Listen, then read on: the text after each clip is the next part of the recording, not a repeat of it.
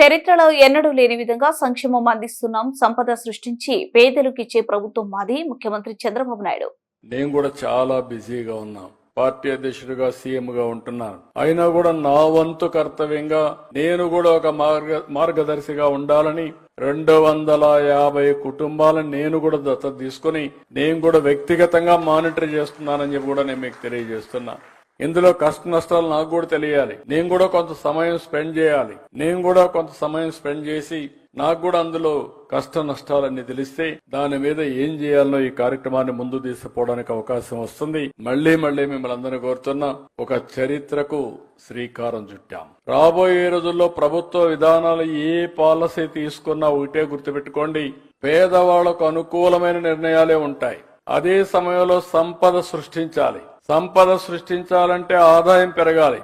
ఆదాయం పెరిగితే గవర్నమెంట్ కి వెసులుబాటు వస్తుంది. మళ్లీ పేదవాళ్ళకి ఇప్పుడు 4,000 రూపాయలు పింఛన్ ఇస్తున్నాం అంటే చాలా మంది ఆశ్చర్యపోతున్నారు. మనలో సగం కూడా ఇవ్వడం లేదు కొన్ని రాష్ట్రాలు. ఒకటి ఆదాయం ఉండాలి, మంచి మనసు కూడా ఉండాలి. ఆదాయం లేకపోతే మనసున్నా ఇవ్వలేము.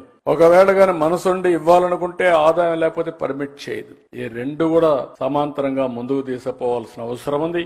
ఈ రెండు తీసుకుపోతూనే దాన్ని జయప్రదం చేయాలంటే స్వచ్ఛందంగా ప్రతి ఒక్కరూ ముందుకు రావాల్సిన అవసరం ఉంది. నా బాధ్యత నేను చేస్తాను. నేను ఎక్కడ మీటింగ్ పోయినా నా మీటింగ్ లో కంపల్సరిగా ఒక 2-3 బంగారు కుటుంబాలు, ఒక 2-3 మార్గదర్శకులు పెట్టుకుని మాట్లాడిస్తున్నా. ఎందుకు మాట్లాడిస్తున్నానంటే మీలో ఒక చైతన్యం తేవడానికి, ఇంకొక పక్క మీకు ఒక స్ఫూర్తినివ్వడానికి, ఇంకొక పక్క ఒక మంచిని గుర్తిస్తున్నారు అని అనుకుంటే 10 మంది మంచి చేయడానికి ముందుకు వస్తారనే ఉద్దేశంతోనే ఇవన్నీ చేస్తున్నాం. దయచేసి మార్గదర్శకులు అందరినీ కోరుతున్నా, ఇది ఇంపాసిబుల్ జాబ్ కాదు. ఇది ఏమాత్రం మీకు మనసున్నా ఇది ఆచరణ సాధ్యమేనని చెప్పి నేను మీకు తెలియజేసుకుంటూ రాష్ట్రంలో ఉండే పేదవాళ్ళందరికీ విజ్ఞప్తి చేస్తున్నా, ఈ పేదరికం అనేది శాపం కాదు.